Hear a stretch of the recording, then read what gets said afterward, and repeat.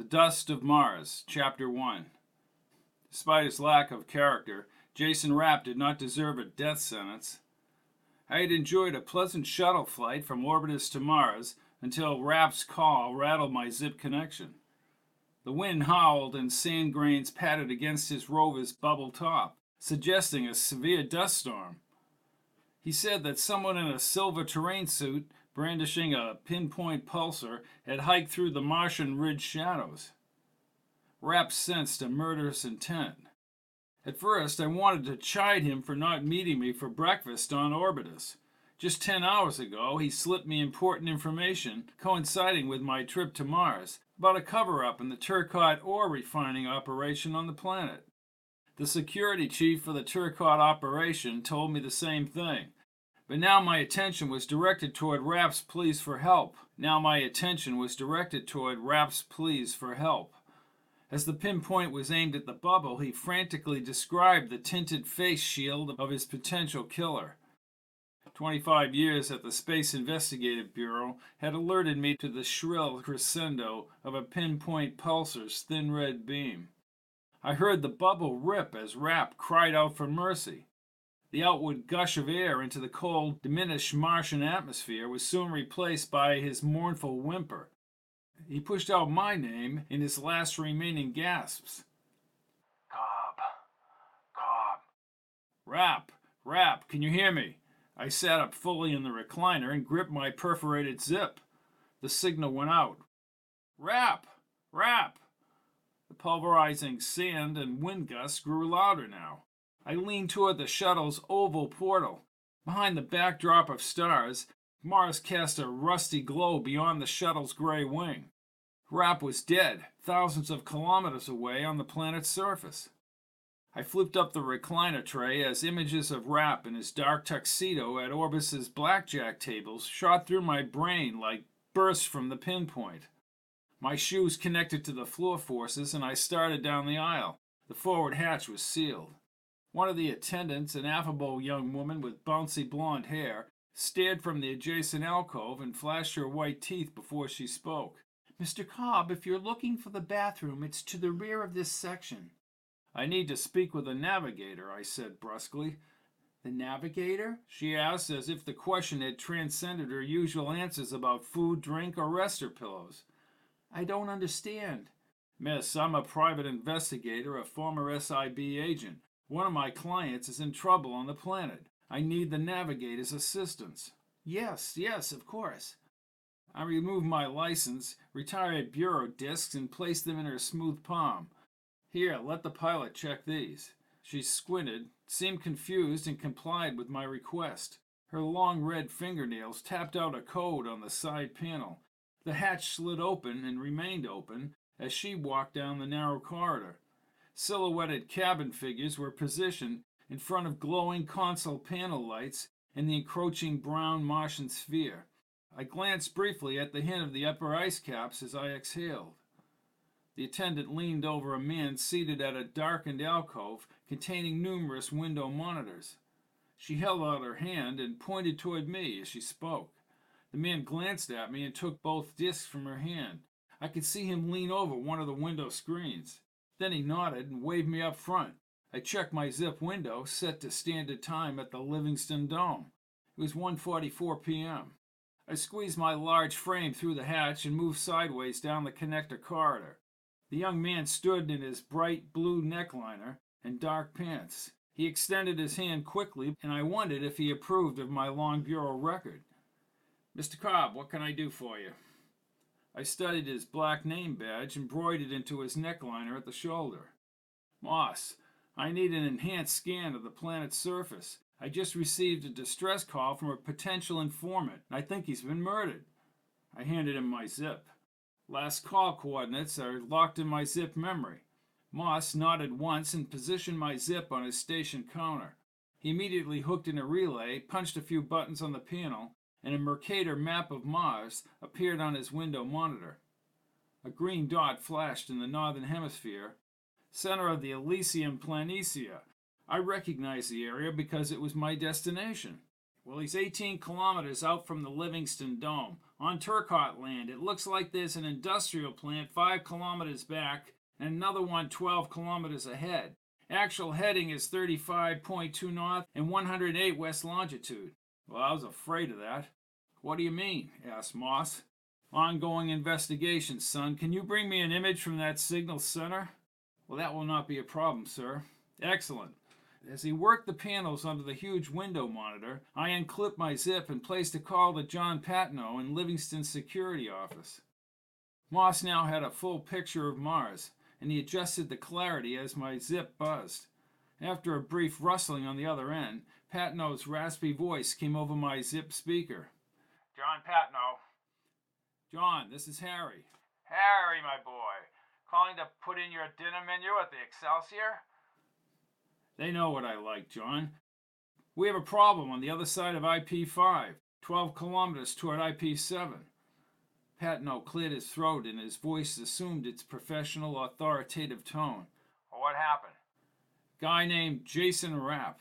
He has info on problems at IP5. Somebody just shot a pinpoint at him, right through his rover bubble. Oh, poppycock. I'm not kidding, John. You need to get somebody over there.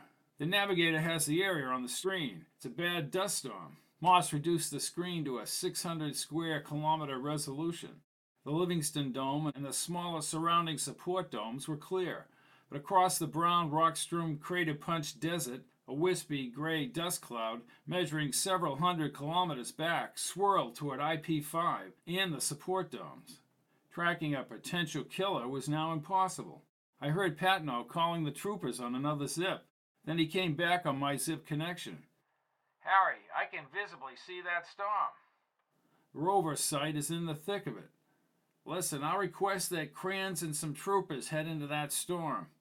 Kranz? I grit my teeth. Kranz was an obnoxious, power-hungry puppet of Norman Burkhart.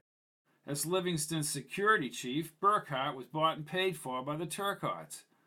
Well, does it have to be Kranz?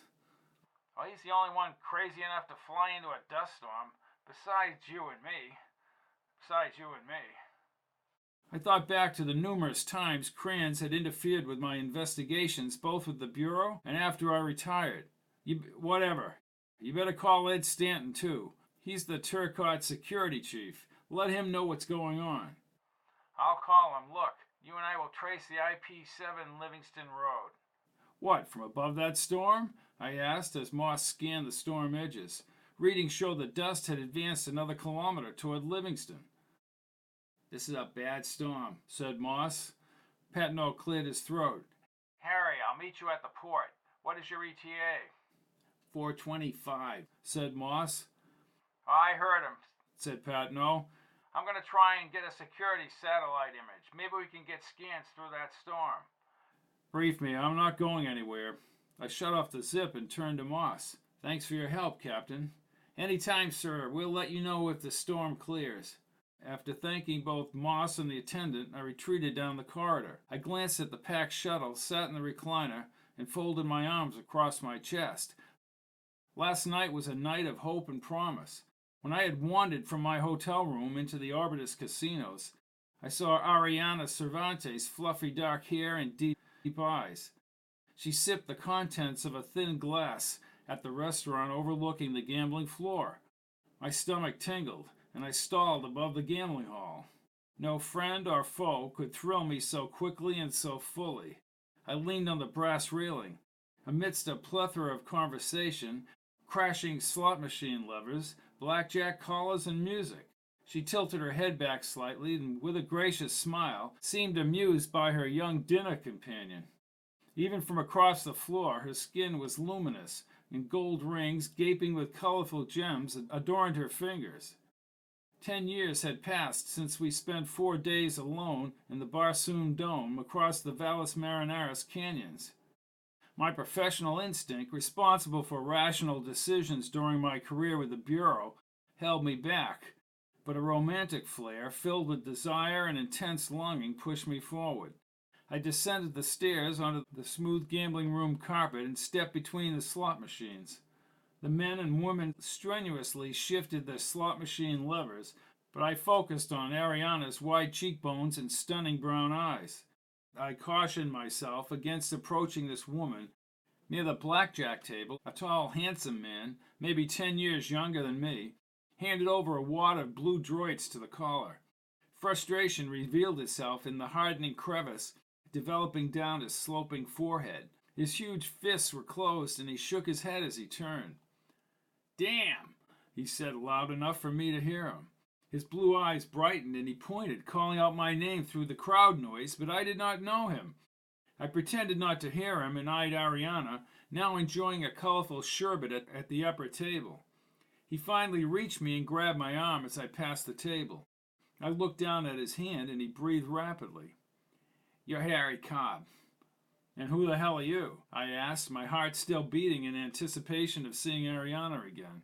His teeth were straight and white. "A man who can help you." "I don't like riddles, mister," I told him. "Who are you?" "Jason Rapp." He shook my hand tightly as if he were holding on for comfort. "Stanton called you to check the Turcotte iron smelting plant." "Yeah, so what?" "I know the truth about what really happened in that plant over the last year." I raised my brows, viewing Ariana out of the corner of my eye. "And what, pray tell, is that?" Confidence left his face, and his teeth chafed at his lips. "I can't do that right now." "You're wasting my time." I started across the floor again. "Wait, there are financial considerations here." "You just lost a wad full of droits," I said, and I faced him squarely. "Listen, Stanton is concerned product was not properly manufactured, and he can't prove anything because it happened months ago." "What do you mean?" Rapp rubbed his mouth. "Look, Cobb, meet me in the breakfast room here at the hotel. What time are you on?" Livingston Standard. I gave him my zip address. His shifting eyes indicated a man under a great deal of pressure. He told me to meet him at 7 a.m. and then bolted back to the gaming tables. I alternated glances between Ariana and Rapp and continued across the room. Less than 50 feet above me, Ariana sat in a sleeveless blue velvet dress, and her layered dark hair was nestled on her bare shoulders. Again, I wanted to flee to the hotel shops, but instead trudged up the marble staircase as Oriental runner. I slowly rose above the leafy plants atop the retaining wall. Within the aromatic cuisine, the small restaurant's patrons were isolated within a cone of soft classical music, clean air, and red sensual light. I reached the upper level. Ariana slowly lowered her glass when she saw me. The young man held her wrist as she turned. She set her glass on the linen table and stood. Her friend watched her saunter around the restaurant tables. She was not a tall woman, but had a slim waist and a well-defined figure, accentuated by the form-fitting dress down to the knee. Her lips parted and her brown eyes filled as she extended her hands. Then she hugged me. "God, I never thought I'd see you again, Harry." Her sensual perfume and warm touch brought me back to the chateau inside the bassoon dome. I remembered nestling against her smooth white skin as the warm breezes wafted through the chateau. "Why did you leave, Ariana?" "Some things are better left in the past." Her eyes brightened and she smiled. "But you're here now." "I saw you from across the floor." She looped her arm under my arm. "And you fought the urge all the way across the floor." "Maybe." I was fixed on her dark, alluring eyes. "You just look wonderful." She walked me to the brass railing above the gaming tables. "I often think of that time we had at Barsoom. I don't think I've ever felt so far away, leaving my whole life somewhere else." She kept her arm locked. Her touch was warm and charged my body with just an inkling of the thrill I had experienced 10 years ago. "Let me guess, as usual, you're here on business." "I am. Was sorry to hear about the death of your father. He founded a great empire in Amalgamated Sureties." Moisture glazed her eyes and her arm tightened. "Father died before his time. None of us expected it." I was always amazed at how he inspired people. I heard the pep talks when he was the main speaker that night we met. "People, when properly following instructions, are the heart and soul of any operation." She turned like a window scanner, slowly panning, and released her arm, but held my hands. I want to go out, find a quiet place away from the fray, and talk about old times, Harry. What about your dinner date? You're my dinner date. What do you say? I kicked myself for having doubts when I earlier crossed the gambling floor. Her presence before me seemed like a dream. Sure,